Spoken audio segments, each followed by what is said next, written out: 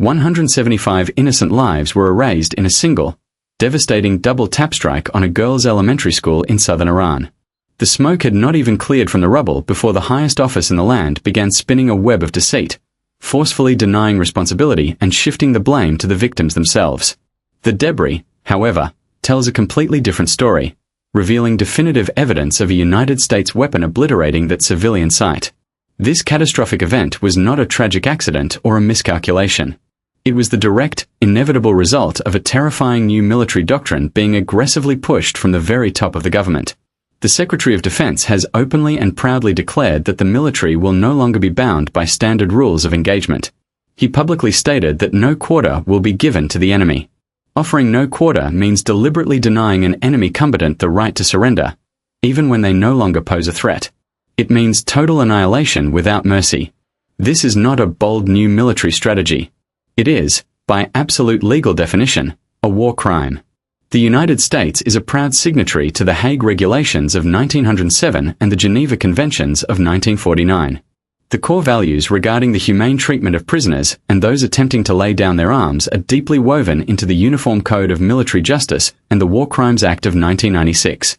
Furthermore, the official law of war manual from the Department of Defense explicitly states that it is strictly forbidden to declare that no quarter will be given.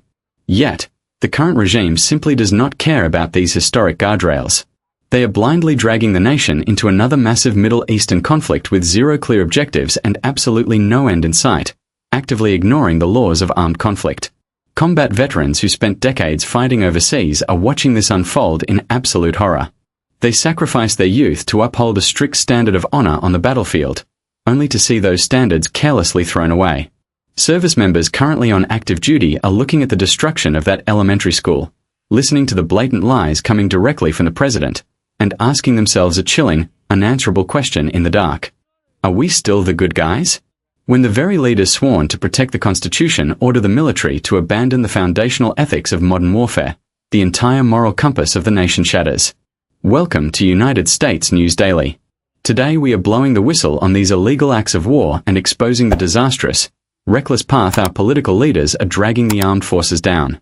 We are going to break down the calculated chaos driving this new conflict and what it means for the future of global security. If you want to cut through the political noise and hear the unvarnished truth about what is really happening behind closed doors, please consider subscribing to the channel and turning on the notification bell so you never miss our in-depth coverage. We have a massive amount of ground to cover, so keep watching as we expose the reality of this crisis. Combat veterans recognize a specific kind of political theater. They have watched the exact same performance play out before, broadcast across every major network, dressed up in the noble language of patriotism and urgent national security. Decades ago, young men and women shipped off to the hostile deserts of the Middle East based on tightly guarded intelligence reports that ultimately turned out to be absolute fiction.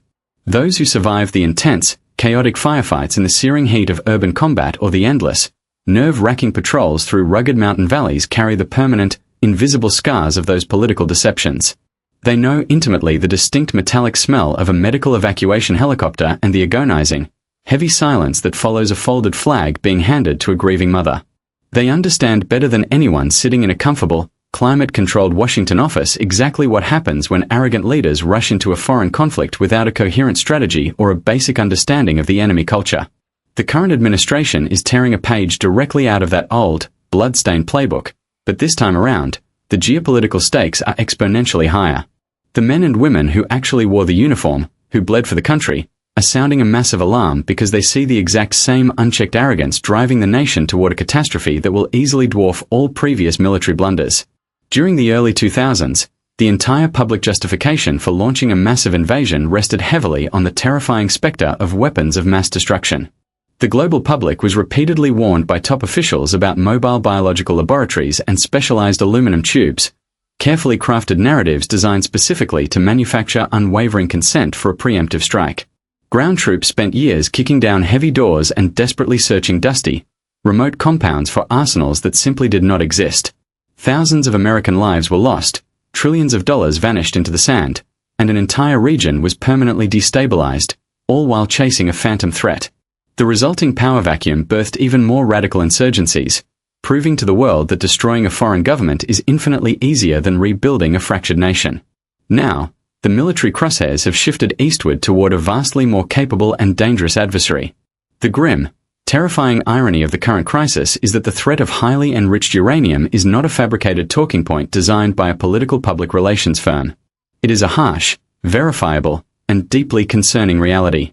Deep beneath solid mountain rock, heavily fortified subterranean facilities are actively spinning advanced centrifuges, heavily guarded by elite paramilitary units who have spent their entire careers aggressively preparing for an American invasion. This is a massive, highly populated nation equipped with sophisticated air defense systems, rugged mountainous terrain that makes previous desert battlefields look incredibly welcoming, and a deep, complex network of fanatical proxy militias spread across multiple international borders. Stumbling blindly into this extremely volatile environment with the same reckless, cowboy swagger utilized 20 years ago is not just a sign of sheer incompetence. It is a guaranteed recipe for a generational disaster. Political leaders consistently attempt to sell the comforting illusion of a clean, clinical, and rapid war. They stand confidently behind wooden podiums and talk endlessly about surgical strikes, precision-guided munitions, and the absolute dominance of overwhelming air superiority.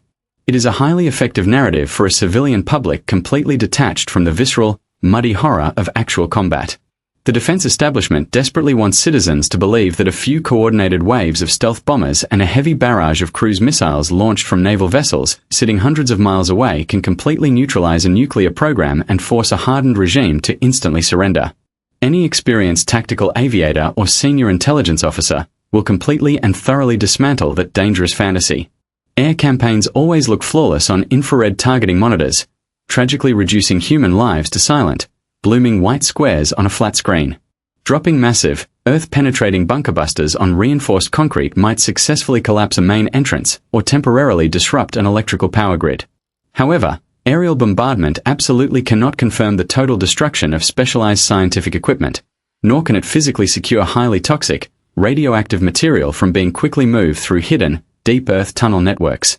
You simply cannot control hostile territory or permanently eliminate a decentralized nuclear threat from 30,000 feet in the air.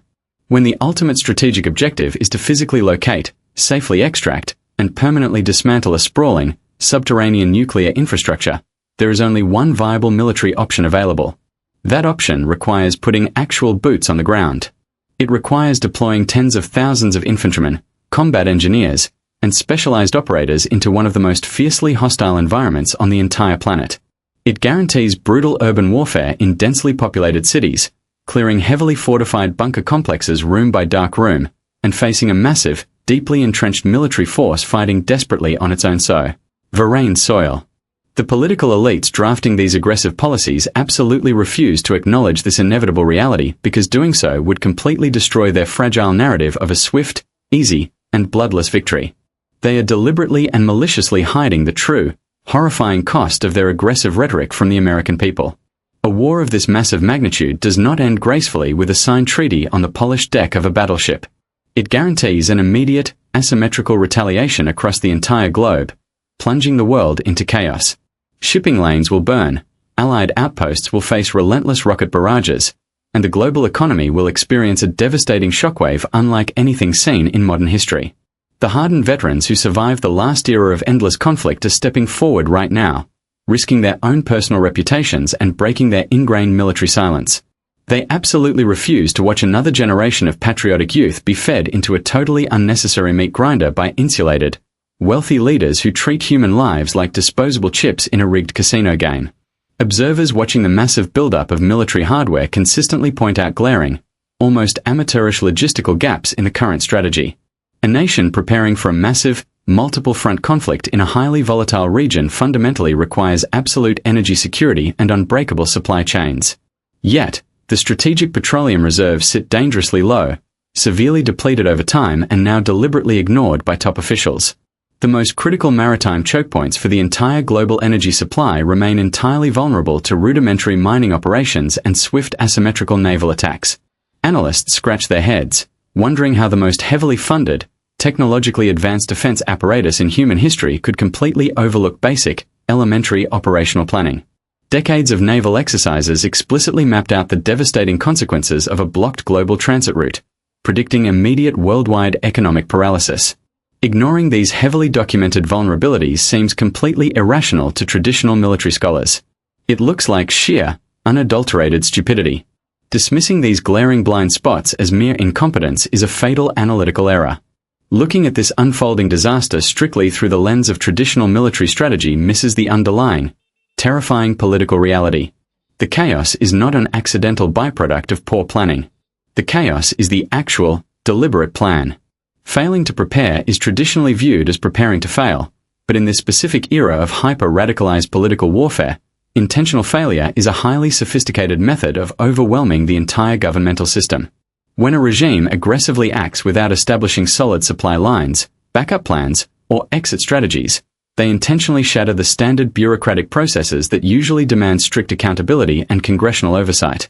The overriding philosophy driving this terrifying momentum can be best described as putting all the gas into the engine while completely removing the brakes.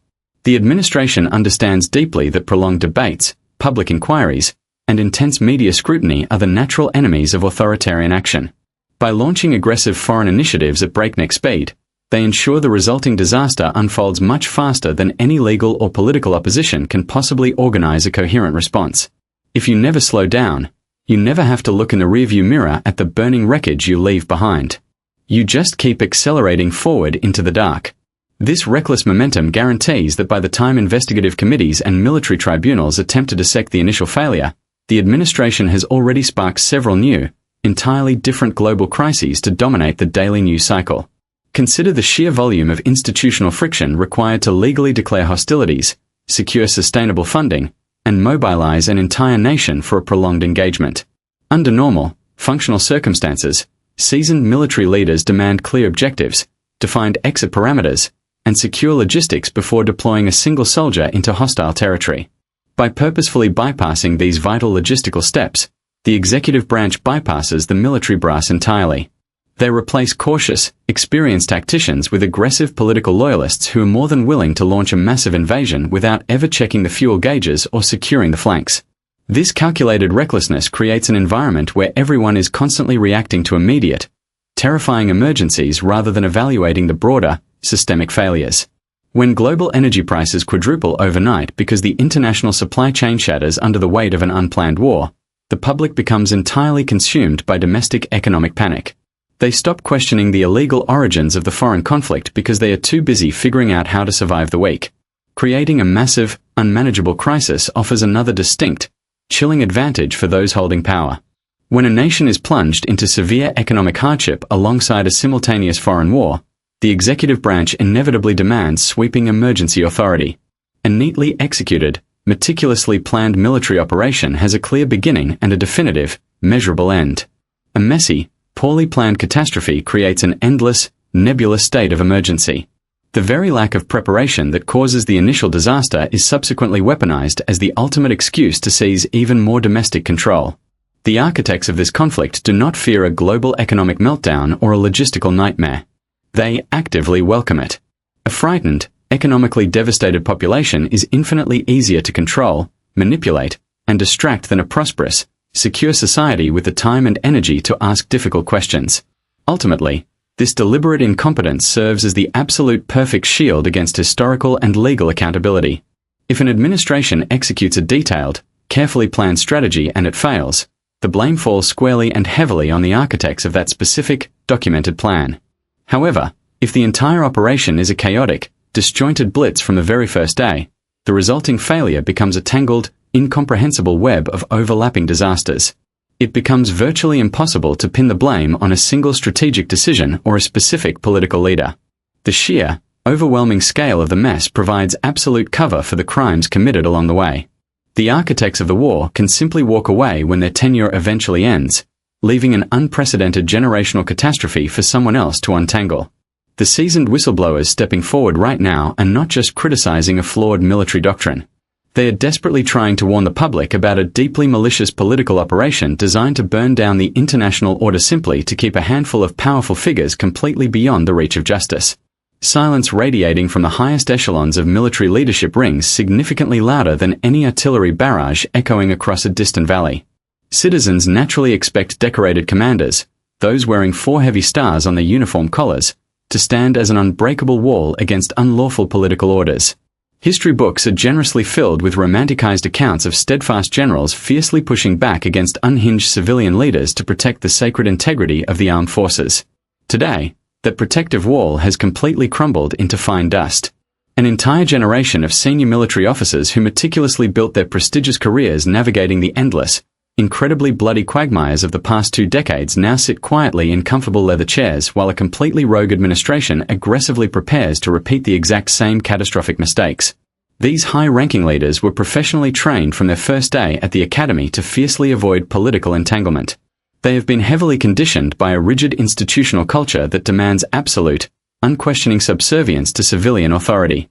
That historically noble tradition of remaining strictly apolitical has effectively paralyzed them at the exact historical moment the nation desperately needs them to shatter the glass and loudly sound the alarm. When the civilian commander-in-chief openly issues a blatantly illegal directive, strict adherence to the established chain of command immediately ceases to be a traditional virtue and instantly transforms into active.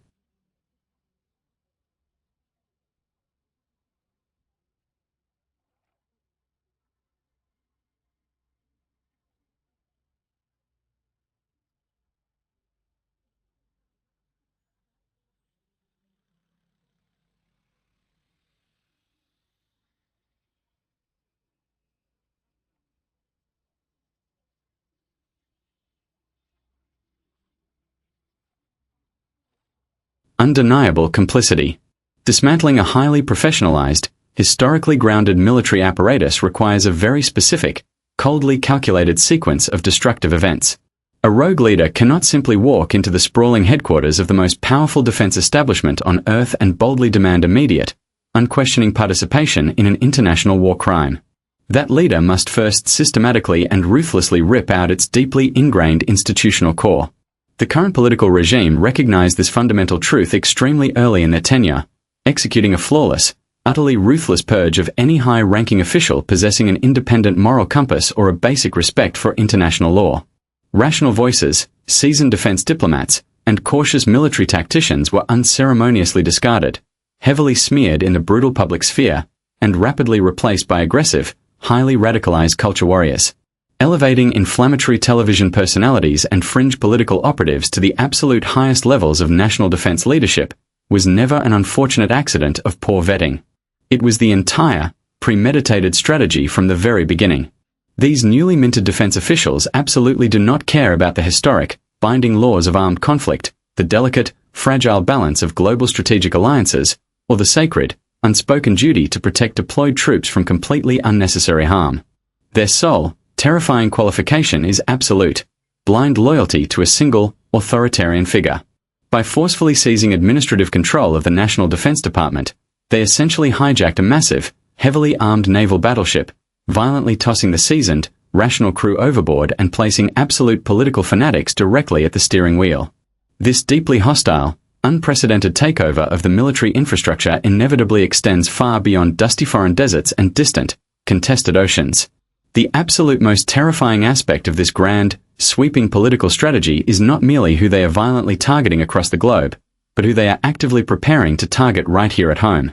A massive military machine completely stripped of its traditional ethical guardrails and entirely led by unquestioning, radicalized loyalists is a remarkably versatile, incredibly dangerous weapon. Once a corrupt government successfully conditions its powerful armed forces to blindly accept illegal, brutal orders abroad, seamlessly turning that exact same overwhelming force against its own civilian population becomes a terrifyingly simple logistical pivot. The exact same highly aggressive, dehumanizing rhetoric previously used to justify extreme violence against foreign adversaries is currently being actively recycled to harshly demonize domestic political opponents. The administration has already repeatedly tested these incredibly dangerous waters, heavily deploying federal armed agents to heavily populated urban centers and aggressively attempting to federalize state guard units for highly controversial domestic policing operations. These alarming events were not isolated, accidental incidents of executive overreach. They were highly calculated, deeply intentional stress tests designed specifically to see exactly how much domestic military deployment the general public would passively tolerate before pushing back. The heavy, traditional boundary line firmly separating foreign warfare from domestic civilian suppression has been deliberately and maliciously erased by those currently holding immense power. The world is currently witnessing the rapid, real-time, terrifying transformation of a national defense force originally designed exclusively to repel external threats into a heavy-handed, brutally efficient instrument of internal political control. When the highest-ranking civilian leaders openly and enthusiastically discuss treating common civilian streets with the exact same overwhelming, destructive military force they typically apply to hostile foreign nations, the fundamental social contract holding the country together is completely and irrevocably broken. The awesome, terrifying mechanisms of state violence, now entirely unchained from traditional constitutional oversight and congressional review, hover precariously over everyday, working citizens. This chilling, undeniable reality is precisely why the tight-knit veteran community is reacting right now with such profound, unprecedented alarm. Those specific individuals who have witnessed firsthand the total, devastating collapse of civil societies overseas instantly recognize the glaring early warning signs of authoritarianism quietly creeping into their own backyards. They understand deeply that a formidable military unbound by international law abroad is inherently, fundamentally incapable of protecting essential civil liberty at home. The looming threat has officially crossed the domestic border, moving swiftly and silently from distant, war-torn combat zones directly into our own peaceful neighborhoods, transforming a historic beacon of global security into a horrifying instrument of profound national dread.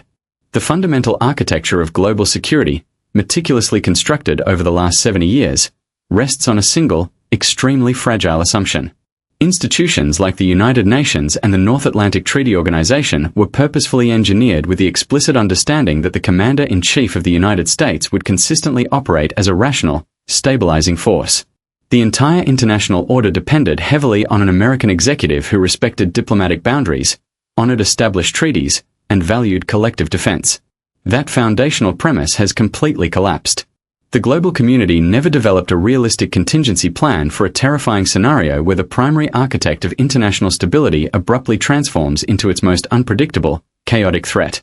When the most heavily armed nation on Earth abandons its traditional role as a diplomatic anchor and passionately embraces the volatile, destructive behavior of a rogue state, the entire framework of international law immediately disintegrates. Historic allies are rapidly realizing that standing beside an erratic superpower is no longer a guarantee of safety, but rather an incredibly dangerous liability. Long-standing geopolitical friendships are dissolving at a breathtaking pace. Nations that traditionally stood shoulder to shoulder with American forces in previous conflicts are quietly stepping away, deeply unnerved by the radical, aggressive shift in foreign policy. Trusted neighbors to the north and crucial Scandinavian partners across the Atlantic are actively re-evaluating their strategic dependencies. Citizens of these allied democracies are openly viewing the current administration not as a steadfast protector, but as a highly erratic adversary. When a nation completely alienates its closest economic and military partners, it willingly trades unmatched global influence for absolute, chilling isolation. This diplomatic withdrawal creates massive power vacuums across the globe, inviting hostile, opportunistic regimes to aggressively expand their territorial influence without fear of a unified, coordinated reprisal from Western democracies. The protective shield of international solidarity has been deliberately shattered from the inside out, leaving the nation entirely alone on a highly volatile world stage. This profound diplomatic isolation becomes infinitely more terrifying when placed against the dark backdrop of global nuclear proliferation. A significant majority of the nations currently possessing atomic arsenals are governed by entrenched, authoritarian leaders who thrive on escalating military conflict and aggressive domestic nationalism. The delicate, historical balance of mutually assured destruction relied entirely on at least one superpower maintaining a cool, rational temperament during severe geopolitical crises. Injecting an entirely unrestrained, highly impulsive American leader into this incredibly volatile mix fundamentally alters the mathematics of human survival. When vital communication channels between hostile capitals completely break down, and traditional diplomatic off-ramps are maliciously destroyed by reckless, inflammatory rhetoric, the margin for catastrophic error shrinks to absolute zero. A simple, unintended miscalculation in a contested maritime strait or a localized border skirmish involving heavily armed proxy forces can rapidly spiral into an uncontainable, civilization-ending exchange. The international community is actively watching a deeply isolated, heavily militarized government intentionally antagonize a complex network of volatile, nuclear-armed dictatorships. This terrifying dynamic is no longer merely a spirited academic debate about flawed foreign policy or shifting political ideology. It is a desperate, existential crisis directly threatening the continued survival of the modern world, orchestrated by arrogant leaders who genuinely believe they are entirely immune to the catastrophic, radioactive fallout they are so actively engineering. Amidst this overwhelming darkness, a fierce, undeniable resistance is rapidly taking shape right inside the homeland. The aggressive push to militarize domestic spaces and bypass constitutional limits has violently collided with state-level leadership. Courageous governors are drawing hard, uncompromising lines in the sand, flatly refusing to surrender their state guard units to a radicalized federal agenda. They're utilizing the court system and their executive authority to actively block unlawful deployments, creating a vital, constitutional firewall against absolute tyranny. This localized defiance proves that the existing political machinery still possesses the inherent friction necessary to dramatically slow down an authoritarian advance. It is a powerful, desperately needed reminder that a single rogue administration absolutely does not represent the genuine will of the entire American populace. Reclaiming the global narrative requires a massive, coordinated effort from every citizen who values democratic integrity over aggressive posturing. The established corporate media networks have repeatedly failed to properly contextualize this crisis, too often distracted by sensationalism and political theater. This is exactly where independent journalism steps into the breach, boldly carrying the microphone to the front lines of truth. It is heavily upon these independent platforms to clearly broadcast to the terrified international community that a massive, silent majority of Americans fiercely oppose these illegal wars. A powerful, rapidly growing coalition of politically independent veterans is currently mobilizing across the country. These proven leaders, having survived the brutal consequences of past foreign policy disasters, are now organizing to run for local and national offices. They are stepping forward to aggressively fill the political void, offering a stark, rational alternative to the destructive extremism currently gripping the capital. They deeply understand that untangling this unprecedented generational mess will require an army of dedicated citizens willing to stand up, speak out, and forcefully take their country back. We are standing at a critical crossroads in history, and your voice carries more weight right now than ever before. If this vital message resonated with you, please subscribe to United States News Daily to help us continue exposing the truth and holding the powerful strictly accountable.